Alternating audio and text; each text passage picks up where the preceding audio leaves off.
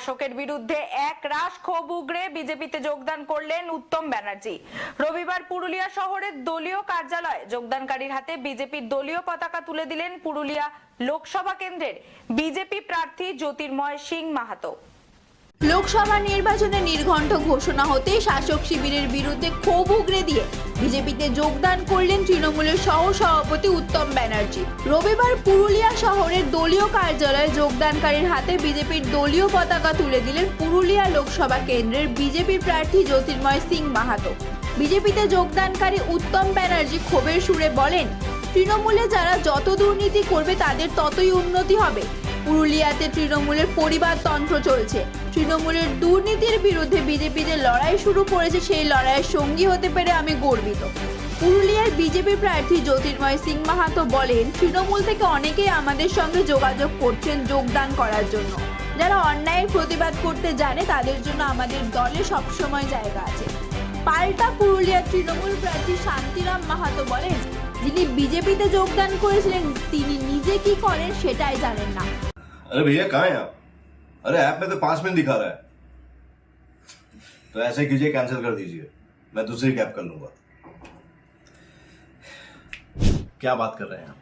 App में तो 500 रुपए दिखा रहा है, आप एक्स्ट्रा क्यों मांग रहे हैं? क्या आप भी रोजाना ट्रेवल करने के लिए कैब बुक करते हैं? और क्या इसी तरह के एक्सपीरियंस का सामना करना पड़ता है आपको भी? तो आइए, अब इस एक्सपीरियंस को बेटर बनाने का टाइम आ गया है रेडी टू कैब के साथ। रेडी टू कैब से इंडिया का most trusted and fastest growing cab booking platform. Ready to cabs पर आपको कैब बुकिंग सर्विसेज ही नहीं बल्कि यहाँ पर आप local taxi, rickshaw, AC non AC taxi सब बुक कर सकते हैं। और सबसे अच्छी बात तो ये है कि यहाँ पर आप अपना फेयर खुद डिसाइड करते हैं। है ना ये अच्छी बात? अब लंबे इंतजार की जरूरत नहीं है, ना ही एक्स्ट्रा फेयर देने की जरूरत है, और अपने डेस्टिनेशन पर लेट पहुंचने की टेंशन भी खत्म। यहाँ पर सिर्फ बुकिंग ही नहीं, रेडी टू कैब्स के साथ आप एज ए करियर भी अपने आप को ग्रो कर सकते हैं, जहां पर इंडिया के बाकी के सारे प्लेटफॉर्म के कंपैरिजन में आप ज्यादा रेवेन्यू जनरेट कर सकते हैं। तो अब इंतजार कैसा? बनाओ अपने कैब बुकिंग एक्सपीरियंस को बेटर रेडी टू कैब्स के साथ। आप इस ऐप को डाउनलोड कर सकते हैं प्ले स्टोर से या फिर ऐप स्टोर से, या फिर स्क्रीन पर नीचे दिए गए नंबर पर कांटेक्ट कीजिए। मिलते हैं। কোনো দলেই ওর কোনো গুরুত্ব নেই, উনি বিদায় হওয়াতে দলের ভালো হয়েছে। তৃণমূলের বহু নেতা কর্মী আমাদের যোগাযোগে আছে বিভিন্ন জায়গায়, আরও প্রত্যেক দিন আপনারা দেখতে থাকবেন যোগদান। তো সেই জন্যে সবাই চাই মোদিজি প্রধানমন্ত্রী আবার তৃতীয়বারের জন্য হোক। কারণ একটা জিনিস ভাবুন, তৃণমূলের কার্যকর্তা কিংবা যারা যে এতে লেগে আছে বিভিন্ন স্তরে জনপ্রতিনিধি, তাদেরকে জিজ্ঞেস করছি, এই নির্বাচন পঞ্চায়েত কিংবা মিউনিসিপ্যালিটি নির্বাচন নয়, এই নির্বাচন লোকসভা নির্বাচন। লোকসভা নির্বাচনে প্রধানমন্ত্রী বানানোর জন্য নির্বাচন হয়। আপনাদের প্রধানমন্ত্রীর পদ প্রার্থীটাকে সেটা তো আগে বলুন। আপনারা তো 42টার উপরে প্রার্থী দিতে পারবেন না, আপনাদের তো ক্যান্ডিডেট দেওয়ারই অথরিটি নেই। এটা আঞ্চলিক দল কিভাবে লোকসভায় জন্য ভোট চাইবে? আর লোকসভায় আপনারা কি করবেন? এই তো গতবার আপনার ইয়েতে 17 লোকসভার মধ্যে আপনার 22টা আসন জিতেছিল। 22টা আসনে 22 জন সাংসদ কোনোদিন উপস্থিত হয়নি পার্লামেন্টে। বড় বড় বিলে অনুপস্থিত, অভিষেক ব্যানার্জি পর্যন্ত অনুপস্থিত থাকতো। এই আপনার নারী শক্তি বন্ধন যে বিল আনলো, অভিষেক ব্যানার্জি কোথায় ছিল আর মিমি চক্রবর্তী কোথায় ছিল সেদিন বিল যেদিন ভোটিং হয়? জিজ্ঞেস করুন সন্ধ্যের সময়। আমি সেইটাই বলছি, নির্বাচনে যারাই আসবে ভালো মানুষ যারা আছে তাদেরকে আমরা সবাই নেব, কিন্তু যারা ছেঁচড়া বদমাস শাহজাহানের মতো লোক আছে তারা কেউ এলে দরজা বন্ধ আছে বিজেপির। যারা ভালো মানুষ আছে, যারা অন্যায়ের প্রতিবাদ করতে জানে তাদেরকে আমরা সবাইকে নেব, কিন্তু বদমাস টাইপের কাউকে নেব না। তাদের জন্য দরজা বন্ধ আছে, এলেও তারা ঢুকতে পাবে না। বহু লোক খটখট করছে, আমরা না করে দিয়েছি। আজকে আবার সন্ধ্যের সময় অনেকগুলো যোগদান আছে, দেখতে পাবো। এগুলো বলার মতো কোনো বিষয়, এটা বলার মতো কোনো বিষয় নেই। উনি নিজেই কি করেন নিজেই জানেন না, আর এটা নিয়ে কি বলবো? উনি নিজেই কি করেন সেটা নিজেই জানেন না। গুরুত্ব নেই আপনাদের দলের? ওর দল, আমাদের দলে ওর কোনো গুরুত্ব নেই, কোনো দলেই গুরুত্ব নেই। ওর কোনো দলেই গুরুত্ব আছে বলে আমি মনে করি না। বিজেপি যাচ্ছে এই নিয়ে কোনো ক্ষতিও নেই, লাভও নেই, বরং লাভ। ওর ব্যবহারে মানুষ অতিষ্ঠ হয়, যার ফলে ও যত তাড়াতাড়ি বিদায় হয় ততই ভালো। কংগ্রেস এমন একটি দল যে দলে যারা যত বেশি দুর্নীতি করবে, যারা যত বেশি লাম্পট্য করবে, যারা যত বেশি ব্যভিচার করবে, তাদের প্রমোশন হয়।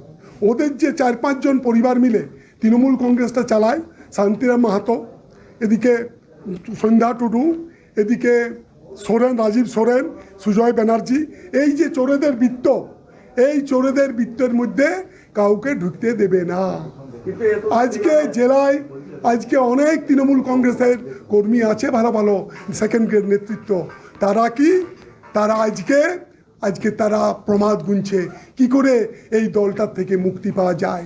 আমিও একজন ব্যক্তি যিনি বিগত পঞ্চায়েত নির্বাচনে জেলা পরিষদের আমাকে আইপ্যাক থেকে নমিনেশন করানো হয়েছিল, কিন্তু আমাকে উইথড্র করানো হয়। এবং এমন একটা দল, যে দলে আমরা আনওয়ান্টেড, আমরা আপান্তেয়, আমাদের কোনো গ্রহণযোগ্যতা নেই, প্রচুর মানুষ এমনি আছে, তৃণমূল কংগ্রেস তাসের ঘরের মতো ভেঙে যাবে। পৃথিবীর সর্ববৃহৎ রাজনৈতিক দল বিজেপি, মোদিজির নেতৃত্বে, শুভেন্দু অধিকারীর নেতৃত্বে, সুকান্ত মজুমদারের নেতৃত্বে এই যে সীমাহীন দুর্নীতি, এই যে শিক্ষায় দুর্নীতি, রেশন দুর্নীতি থেকে বালির দুর্নীতি, কয়লা দুর্নীতি, এই যে আপসহীন সংগ্রাম করছে, সেই সংগ্রামের ক্ষুদ্র সাথী হতে পেরে আমি নিজেকে ধন্য মনে করি। আমি সহসভাপতি জেলা তৃণমূল কংগ্রেস। নো, তৃণমূল কংগ্রেসের জায়গা কেন পাবো না? আজকে আমাদের কি কারো থেকে কোনো কোয়ালিটি কম আছে? শান্তিরাম মাহাতো কি এমন 14 বার 14th টাইম ইলেকশনে লড়বে, 10 বার কংগ্রেসের থেকে লড়েছে, 7 বার অ্যাসেম্বলি ইলেকশন, 3 বার লোকসভা, 4 বার জয়ী হয়েছেন। উনি কি কোনো অবিসংবাদী নেতা? ওনার ঘরে 7 বার সভাপতি, 5 বার ওনার বৌদি সভাপতি, 2 বার ওনার দাদা, প্রয়াত দাদা সভাপতি ছিলেন। তাহলে কি এটা পারিবারিক শাসন? উনি তো সংসার চালান পঞ্চায়েত করে, এটা শিওর।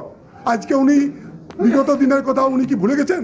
80 দশকে উনি ট্রাকে করে যেতেন, রাত্রি হতো, 4 রোড যেতেন। এখন উনি 100 কোটি টাকার মালিক। কত তার গাড়ি, কত তার বাড়ি, কত তার সম্পত্তি, হিসাব পেশ করুক না। এই তো লোকসভায় প্রার্থী হচ্ছেন, ওনার কোয়ালিফিকেশন কি? UE fail. উনি ইউনিভার্সিটি মেম্বার কী করে হয়? হাই স্কুলে যদি সভাপতির ক্ষেত্রে গ্র্যাজুয়েট হয়, উনি 3টা কলেজের কী করে সভাপতি হন?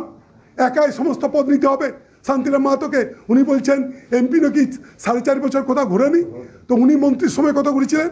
উনি ইউনিভার্সিটিতে কত দুর্নীতি করেছেন? উনি মেডিকেল কলেজে কত দুর্নীতি করছেন? নৈকল্যাণ সমিতির চেয়ারম্যান হয়ে যে 72 জন এখনও বসে আছে, তাদের তো চাকরির কোনো সুরাহা উনি করেননি। উনি বেকারদের ব্যথা বেদনা জানেন। আজকে পশ্চিমবাংলায় 10 লক্ষ সরকারি কর্মচারী, প্রাথমিক শিক্ষক, হাই স্কুলের শিক্ষক ছিল, আজকে মমতার নেতৃত্বে 4.5 লক্ষ নেমে গেছে। এর জবাব কে দিবে? কে দিবে আজকে এর জবাব? আজকে জবাব দেবা নাই, সরকারি কর্মচারীদের দিয়ে দেবে না। উনি লক্ষ্মীর ভাতা দিবে, উনি লক্ষ্মীর ভাতা দিবে, উনি দুর্গাপূজার টাকা দিবেন, 301 কোটি টাকা দেন, দিয়েছেন এবছর। আর কত? উনি ওই মাসটায় দুর্গাপূজার মাসে 1500 কোটি টাকা মদের জন্য ট্যাক্স পান। আজকে লক্ষ্মীর ভাণ্ডার 500 টাকা দেন, প্রতি পরিবারে একটা করে মাতাল তৈরি করেছেন, তাদের মেরুদণ্ড ভেঙে গেছে। সেই মাতালরা আজকে ঘরে কি করছে? আমি তো বলি মমতা ব্যানার্জি সব থেকে বড় নারী নির্যাতনকারী। তার কারণ এই মদ বন্ধ করতে হবে। এই মদের জন্য শেখ শাহজাহান, এই মদের জন্য আলমগীর, তারা মহিলাদের রাত্রি 12টার সময় আসতে বলে কেন?